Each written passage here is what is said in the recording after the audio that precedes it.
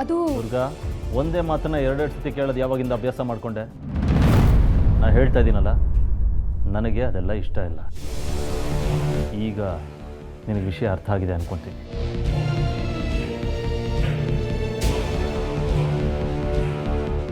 ಅವಳಿಗೆ ಅರ್ಥ ಆಗಿದೆ ರಾಮ್, ಆದ್ರೆ ನಿನಗೆ ಅರ್ಥ ಆಗಿಲ್ವಲ್ಲ. ಅದು ಹಾಗಲ್ಲಮ್ಮ. ನೋಡು ರಾಮ್, ಹೇಗೆ ಈ ಮದುವೆ ನಿನ್ನ ಅಂತರ ಕೋರಿಕೆ ಆಗಿದೆಯೋ ಹಾಗೆ ಇವ್ರಗಳ ಆಸೆ ಕೂಡ ಆಗಿದೆ.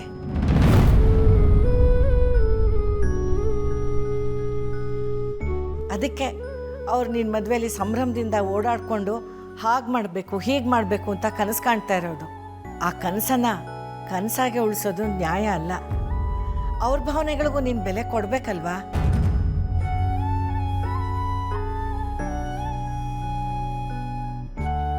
ಸರಿಯಮ್ಮ, ನಿನಗೇನು ಇಷ್ಟನೋ ಹಾಗೆ ಆಗಿ. ಥ್ಯಾಂಕ್ ಯು ಅಜಯ್, ಈಗ ಸಮಾಧಾನ ಆಯಿತು. ರಾತ್ರಿ ಅರೇಂಜ್ಮೆಂಟ್ಸ್ ಎಲ್ಲ. ಸಾರಿ ದುರ್ಗಾ, ನಾನು ಇವತ್ತು UK ಹೋಗ್ತಾ ಇದ್ದೀನಿ. ನಾಳೆ ಬೆಳಗ್ಗೆ ಬರ್ತೀನಿ.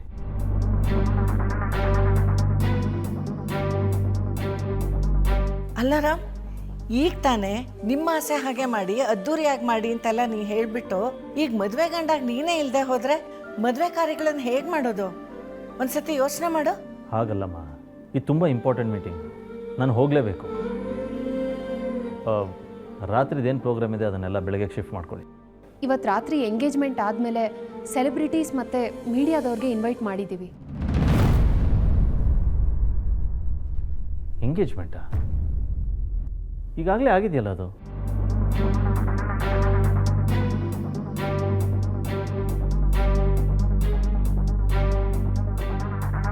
ಏಜೆ, ಅದಾಗಿದ್ದು ಲೀಲಾ ಜೊತೆ. ಆ DJ ಲೀಲಾ ಮೇಡಮ್ ನಮ್ಮ AJ ಸರ್ ಲೈಫಲ್ಲಿ ಬಂದಿದ್ದು. ನಮ್ಮ ಸರ್ ಎಲ್ಲಾನು ಮರ್ತೋಗ್ತಿದ್ದಾರೆ. ಯಾರ್ದೋ ಜೊತೆ ಆಗಿದೆ ಅಲ್ವಾ? ಹೇಳಿದ್ನಲ್ಲ ರಾಮ್, ಅದಾಗಿದ್ದು ಲೀಲಾ ಜೊತೆಗೆ. ಈಗ ಆಗಬೇಕಾಗಿರೋದು ಶ್ವೇತಾ ಜೊತೆ. ಅದು ಅಲ್ಲದೆ ಪಾಪ ಅವ್ರ ಅಪ್ಪ ಅಮ್ಮಂಗೆ ಮಗಳ ಮದುವೆನ ಶಾಸ್ತ್ರೋಕ್ತವಾಗಿ ಮಾಡಬೇಕು ಅನ್ನೋ ಆಸೆ ಇರುತ್ತಲ್ವಾ? ನಾನು ಮಾತು ಕೊಟ್ಟಿದ್ದೀನಿ ಅವ್ರಿಗೆ.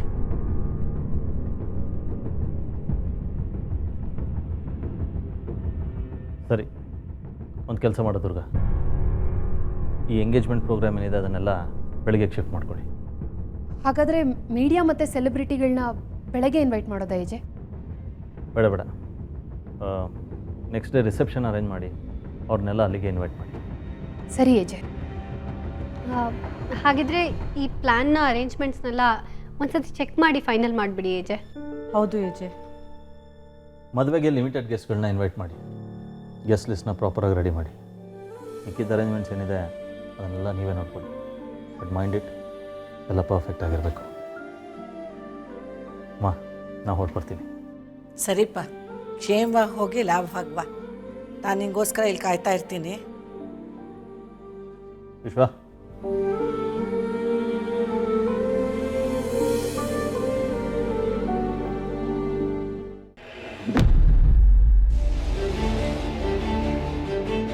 ಅಮ್ಮ, ನೀನೇನೇ ಹೇಳು, ನಂಗೆ ಮಾತ್ರ ಏಜೆ ಮದ್ವೆಗೆ ಹೋಗಿ ಒಂಚೂರು ಇಷ್ಟ ಇಲ್ಲ. ನನಗೆ ಗೊತ್ತು ಕಡೆ ನೀನು ಹೀಗೆ ಹೇಳ್ತೀಯ ಅಂತ.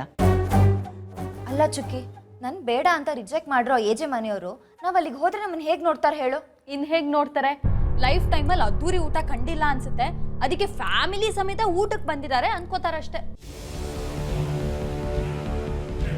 ಬೇಕಿದ್ರೆ ಅಪ್ಪನ್ನೇ ಕೇಳು. ಅಪ್ಪ, ನೀನೇ ಹೇಳು, ನಾವ ಏಜೆ ಮದ್ವೆಗೆ ಹೋಗೋದು ಸರಿನಾ? ಛೇ ಸಂಬಂಧ ಮುರ್ಕೊಂಡವ್ರ ಮದುವೆಗೆ ನಾವು ಹೋಗೋಕ್ಕಾಗತ್ತಾ?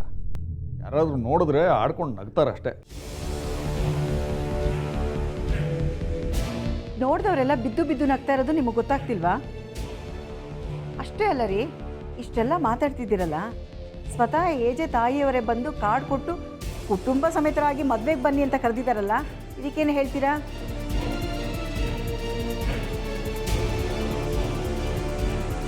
ಇನ್ನೇನು ಹೇಳೋದು, ಹೋಗೋಣ ಅಂತೀನಿ. ಇಷ್ಟು ದೊಡ್ಡ ಮನೆತನದವರು ನಮ್ಮ ಮನೆಯವರೆಗೂ ಒಂದು ಕಾರ್ಡ್ ಕೊಟ್ಟು ಹೋಗಿದ್ದಾರೆ ಅಂದರೆ ಹೋಗಲೇಬೇಕಾಗತ್ತೆ. ಅದು ಅಲ್ಲದೆ ನೀನು ಸ್ವಾಮಿ ಕಾರ್ಯದ ಜೊತೆ ಸ್ವಕಾರ್ಯನೂ ಪ್ಲ್ಯಾನ್ ಮಾಡ್ಕೊಂಡಿದೀಯಾ ಅಂದರೆ ತಪ್ಸೋಕ್ಕಾಗತ್ತಾ? ನೋಡಿ, ಇದು ನಿಮ್ಮ ಸ್ವಕಾರ್ಯ ಅಂದ್ಕೊಳ್ತೀರಾ ಏನು ಅಂದ್ಕೊಳ್ತೀರೋ ನನಗೆ ಗೊತ್ತಿಲ್ಲ, ಆದರೆ ನಾನು ಹೋಗಲೇಬೇಕು ನಮ್ಮ ಮರ್ಯಾದೆಗೋಸ್ಕರ. ಅಮ್ಮ, ಏಜೆ ಜೊತೆ ಅಕ್ಕನ ಎಂಗೇಜ್ಮೆಂಟ್ ಆದಾಗಲೇ ಸಿಗ್ದಿರೋ ಮರ್ಯಾದೆ ಇನ್ನು ಈಗ ಸಿಗುತ್ತಾ? ಕರೆಕ್ಟ್ ಚುಕ್ಕಿ, ಅವ್ರು ನಮ್ಮನ್ನು ಕರೆದಿರೋದೇ ನಮ್ಮ ಮರ್ಯಾದೆ ತೆಗಿಯೋಕ್ಕೋಸ್ಕರ. ಅಮ್ಮಂಗೆ ಅರ್ಥ ಆಗ್ತಿಲ್ಲ ಅಷ್ಟೇ. ಮುಚ್ಚೆ ಬಾಯಿ. ಇದೆಲ್ಲ ಆಗಿದ್ದು ನಿನ್ನಿಂದಾನೆ. ಈಗಾಗಲೇ ಹೋಗಿರೋ ಮಾನ ಮರ್ಯಾದೆ ಎಲ್ಲ ಆ ಮದ್ವೆಗೆ ಹೋಗೋದ್ರಿಂದಾದ್ರೂ ಸ್ವಲ್ಪನಾದ್ರೂ ಉಳಿಯುತ್ತೆ.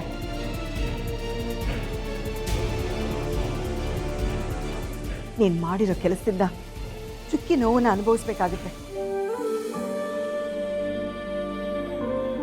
ನೀನೇನೋ ಸಿನಿಮಾ ಸೀರಿಯಲ್ ಅನ್ನೋ ಗುಂಗ್ನಲ್ಲಿದ್ಯಾ. ಬೇಕಾದ್ರೆ ಅದರಲ್ಲೇ ಕಳೆದು ಹೋಗಿ ನಾಳೆ ದಿನ ಮದುವೆ ಬೇಡ ಅನ್ನೋಕ್ಕೂ ಏಸವಳಲ್ಲ ನೀನು. ನೋಡ್ಲಿಲ್ಲ, ನೀನನ್ನ ಮದುವೆಗೆ ಬಾ ಅಂತ ಕರಿತಿರೋದು ಏಜೆ ಜೊತೆ ಮದುವೆ ಆಗು ಅಂತ ಅಲ್ಲ, ನಿನ್ನಿಂದ ಆಗಿರೋ ತಪ್ಪನ್ನ ಸರಿಪಡಿಸೋದಿಕ್ಕೆ. ನೀನು ಆ ಮದುವೆನಲ್ಲಿ ನಗ್ತಾ ನಗ್ತಾ ಓಡಾಡ್ತಿದ್ರೆ ನೋಡೋ 4 ಜನ ತಪ್ಪಾಗಿ ತಿಳ್ಕೊಳ್ದೆ ನಿನ್ನ ಏಜೆ ಮದುವೆ ಕ್ಯಾನ್ಸಲ್ ಆಗಿದ್ದು ಬೇರೆ ಏನೋ ಕಾರಣದಿಂದ ಅಂತ ತಿಳ್ಕೊತಾರೆ. ನೋಡ್ಲಿಲ್ಲ, ಈಗ ನೀನು ಮಾಡಿರೋ ತಪ್ಪನ್ನ ತಿದ್ಕೊಳ್ಳೋದಕ್ಕೆ ಇದು ನಿನಗೆ ಒಳ್ಳೆ ಅವಕಾಶ. ನೀನು ಬರ್ದೆ ಏನಾದರೂ ಹಾಳು ಮಾಡಿದ್ರೆ ನಾನು ಸುಮ್ಮನೆ ಇರಲ್ಲ. ಅಮ್ಮ, ನಾನು ತಪ್ಪು ಮಾಡಿದರೆ ತಾನೇ ತಪ್ಪನ್ನು ತಿದ್ಕೊಳ್ಳೋದು. ಹೌದಮ್ಮ, ಹೌದು, ಇನ್ನೇನು ತಪ್ಪು ಮಾಡಿಲ್ಲ, ತಪ್ಪೆಲ್ಲ ನಂದೆ. ಚುಕ್ಕಿಗಿಂತ ಹೆಚ್ಚಾಗಿ ನಿನ್ನನ್ನು ಮುದ್ದು ಮಾಡಿ ಬೆಳೆಸ್ದೆ ನೋಡು, ಅದು ನಾನು ಮಾಡಿದ ತಪ್ಪು. ಇಷ್ಟು ವರ್ಷ ನಿನ್ನನ್ನು ಸಾಕಿ ಬೆಳೆಸಿದ್ದಕ್ಕೆ ಸರಿಯಾದ ಮರ್ಯಾದೆ ಕೊಡ್ತಿದ್ಯಾ ನೋಡು. ಎಷ್ಟೇ ಆದರೂ ನಾನು ನಿನ್ನ ಮಲ್ತಾಯಿ ಅಲ್ವಾ, ಅದಕ್ಕೆ ನೀನು ಹೀಗೆಲ್ಲ ಮಾತಾಡ್ತಿದ್ಯಾ. ಅಮ್ಮ, ಈ ಥರ ಎಲ್ಲ ಮಾತಾಡ್ಬೇಡ. ಬೇಕಿದ್ರೆ ನಾನು ಸಾಯಿಸ್ಬಿಡು, ಆದರೆ ಈ ಥರ ಎಲ್ಲ ಪ್ಲೀಸ್ ಮಾತಾಡ್ಬೇಡ. ನೋಡು ನೋಡು, ಸಾಯಕ್ಕೆ ರೆಡಿ ಇದೆಯಾ, ಆದರೆ ಮದುವೆಗೆ ಬರೋಕ್ಕೆ ರೆಡಿ ಇಲ್ಲ. ಎಷ್ಟೇ ಆದರೂ ನಾನು ಮಲ್ತಾಯಿ ತಾನೆ. ಅಮ್ಮ, ಈಗೇನು ನನ್ನ ಮದ್ವೆಗೆ ಬರ್ಬೇಕು ತಾನೆ? ಸರಿ, ಬರ್ತೀನಿ.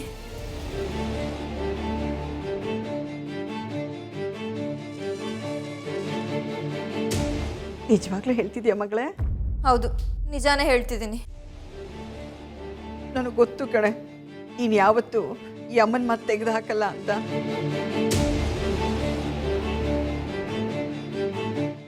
ಹೋಗೋಕಂತ ಬೇಗ ರೆಡಿ ಆಗು. ನೋಡಿದವರೆಲ್ಲ ನಿನ್ನನ್ನು ಬಾಯಿ ಮೇಲೆ ಕೈ ಇಟ್ಕೋಬೇಕು. ಆಗ ರೆಡಿ ಆಗು. ರೆಡಿನೂ ಆಗ್ತೀನಿ, ನೀನು ಹೇಳ್ದಾಗೂ ಕೇಳ್ತೀನಿ. ಆದರೆ ನೀನು ಒಂದ್ಸತಿ ಈ ಥರ ಎಲ್ಲ ಮಾತಾಡಬೇಡ ಅಷ್ಟೆ. ನಾನು ಏನೇ ಹೇಳಿದ್ರು ನೀನು ಒಳ್ಳೇದಕ್ಕೆ ಕಣೆ. ನನಗೆ ನೀನು ಬೇರೆ ಅಲ್ಲ, ಚುಕ್ಕಿ ಬೇರೆ ಅಲ್ಲ. ಸರಿ ಸರಿ, ಬೇಗ ರೆಡಿಯಾಗು, ನನಗೂ ಬೇಕಾದಷ್ಟು ಕೆಲಸ ಇದೆ. ಬರೀ ಈ ಕಡೆ.